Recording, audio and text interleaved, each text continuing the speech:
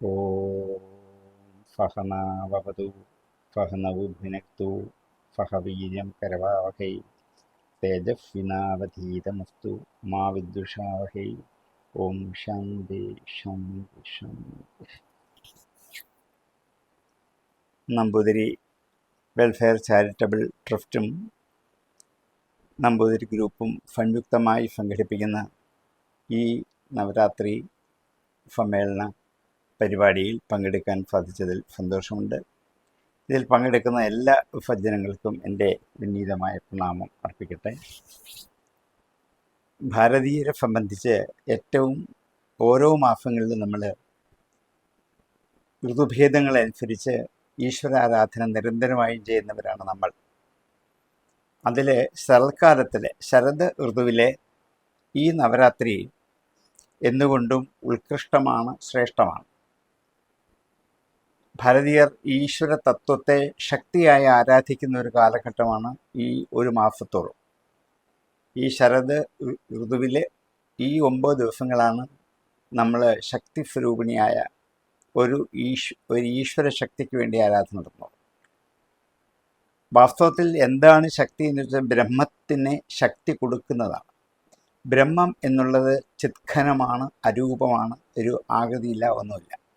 അതിൽ നിന്നുകൊണ്ട് അതിനുപോലും ചലനാത്മകമായ ശക്തി കൊടുത്ത് പ്രപഞ്ചത്തെ മുഴുവൻ വ്യാപരിച്ച് നിലനിർത്താൻ പറ്റുന്ന ഒരു വലിയ പ്രപഞ്ചശക്തിയാണ് വാസ്തവത്തിൽ നമ്മൾ ഈശ്വര ശക്തിയായി ആരാധിച്ചത്. ഈ പ്രപഞ്ചശക്തി പ്രപഞ്ചത്തിൽ എല്ലായിടത്തുമുണ്ട്. വൈദിക ദേവതകൾ പഞ്ചഭൂതങ്ങൾ ഉൾപ്പെടുന്ന ദേവതാസങ്കല്പമാണ് വൈദികം. അതുതന്നെയാണ് വാസ്തവത്തിൽ ഈ പ്രപഞ്ചശക്തിയിൽ നമ്മൾ അനുഭവിച്ചറിയുന്നത്.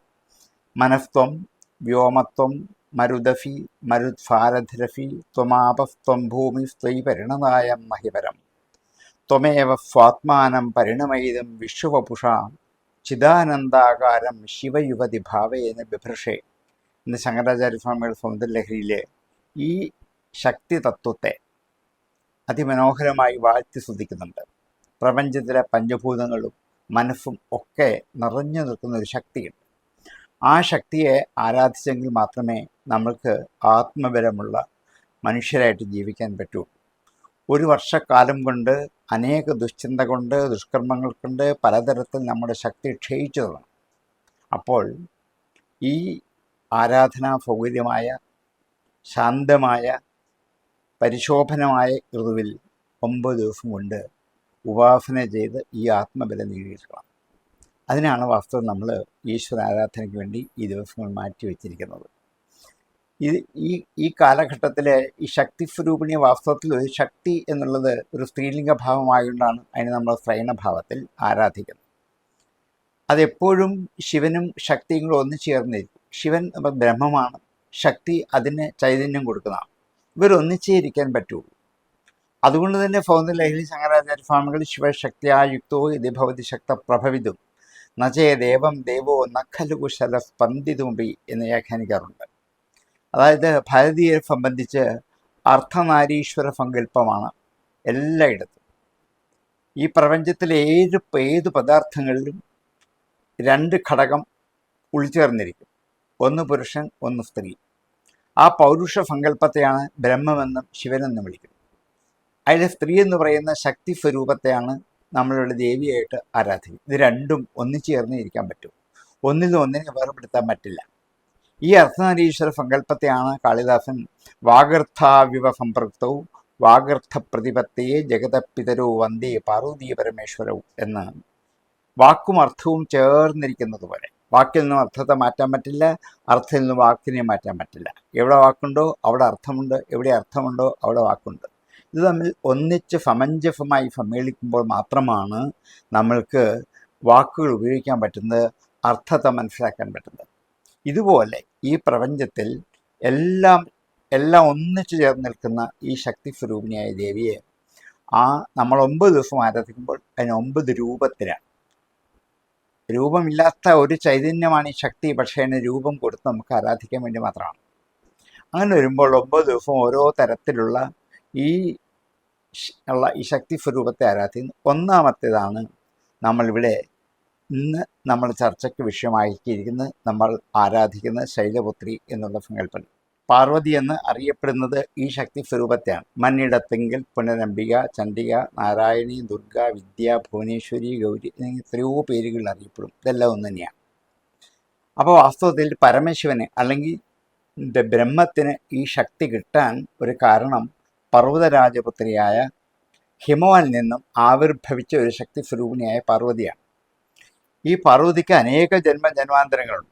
ആദ്യത്തെ ജന്മത്തിലാണ് ഫതിയായിട്ട്, ദക്ഷപുത്രിയായ ഫതിയായിട്ട് അവതരിച്ച് അപ്പോഴും പരമശിവനെ തന്നെ വിവാഹം കഴിക്കാൻ ആഗ്രഹിച്ച്, പക്ഷേ വിവാഹം കഴിച്ചുവെങ്കിലും അവിടെ അല്പ ആയുഫ് കൊണ്ട് തൻ്റെ ജീവിതം മുഴുവൻ അച്ഛനോടുള്ള വൈരത്തിൽ ആ യോഗാഗ്നിയിൽ ആ ശരീരം ഒടുക്കി. അന്നു മുതൽ ഹിമവൽ പുത്രിയായി പാർവതിയായിട്ട് ജനിച്ചു. പരമേശ്വരനെ തന്നെ ഭർത്താവായിട്ട് കിട്ടണമെന്ന് ആഗ്രഹിച്ച് തപസ്സുമായി.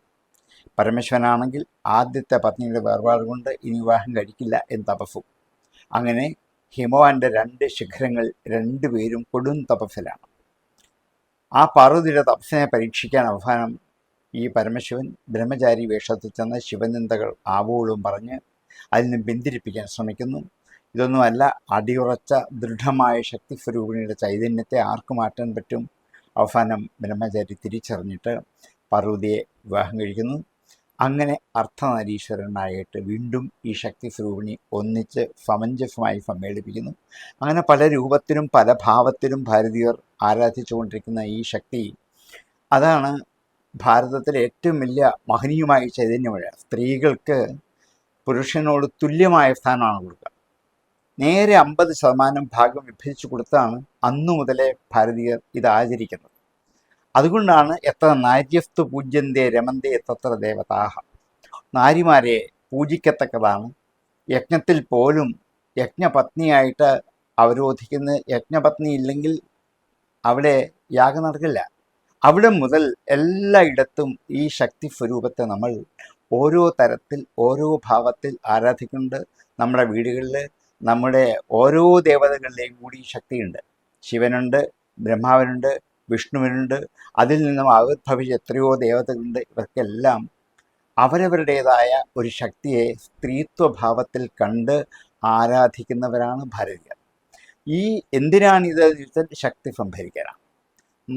ഒരു വർഷം നഷ്ടപ്പെട്ടു പോകുന്ന ശക്തിയെ മുഴുവനും വീണ്ടെടുത്ത് വീണ്ടും ശക്തി സമ്പന്നരായിട്ട് മനോബലവും ആത്മബലവും ശരീരബലവും ഉണ്ടാവണം. ഇതാണ് ഇന്നത്തെ മനുഷ്യർക്ക് ആവശ്യം. ഇത് മൂന്നും ഉണ്ടാവാൻ ഈ ശക്തി സ്വരൂപിണിയെ ആരാധിക്കുക, ഉപാസിക്കുക, നിരന്തരമായ ഒരു വലിയ പൂജാക്രമം ഈ ദിവസങ്ങളിൽ നമ്മൾ പാലിച്ചു വരുന്നുണ്ട്.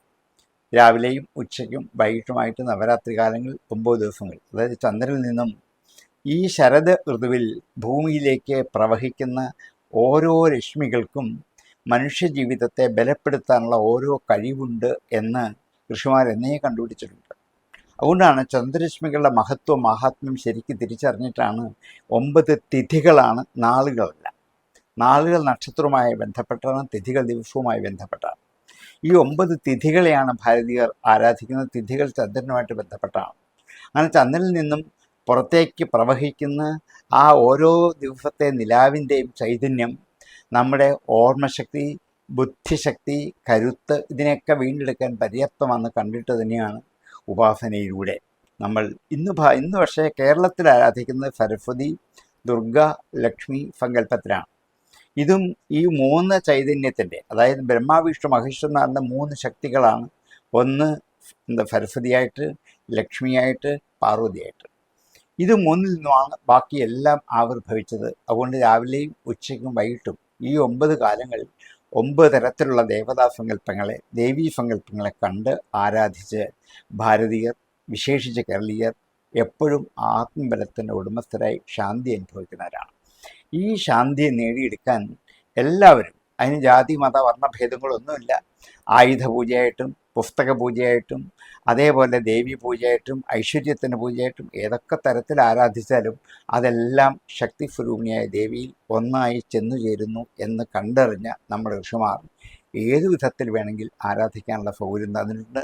ഇന്ന് നമ്മൾ ഈ 3 ദേവതാ സങ്കല്പങ്ങൾ കൂടി സരസ്വതി പൂജയായിട്ടും ദുർഗാപൂജയായിട്ടും ലക്ഷ്മി പൂജയായിട്ടും ഒക്കെ ഈ നവരാത്രി ദിവസങ്ങളെ നമ്മൾ ആചരിച്ച് ആഘോഷിക്കുന്നുണ്ട്.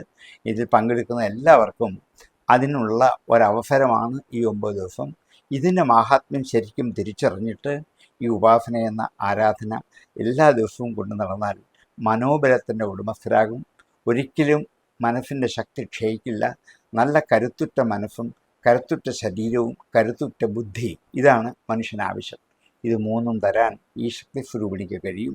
നിരന്തരമായും ആരാധിക്കട്ടെ, നിരന്തരമായും ഉപാസന ചെയ്യട്ടെ, നിരന്തരമായും നാമജപങ്ങൾ കൊണ്ടും കീർത്തനങ്ങൾ കൊണ്ടും ഒക്കെ ഈ ചൈതന്യത്തെ നമ്മുടെ ഉള്ളിൽ പ്രതിഷ്ഠിച്ച് എല്ലാവരും ശക്തിമത്തരായി തീരാൻ ജഗദീശ്വരൻ്റെ അനുഗ്രഹം ഉണ്ടാകട്ടെ എന്ന് പ്രാർത്ഥിക്കുന്നു. ഓം ശാന്തി ശാന്തി ശാന്തി.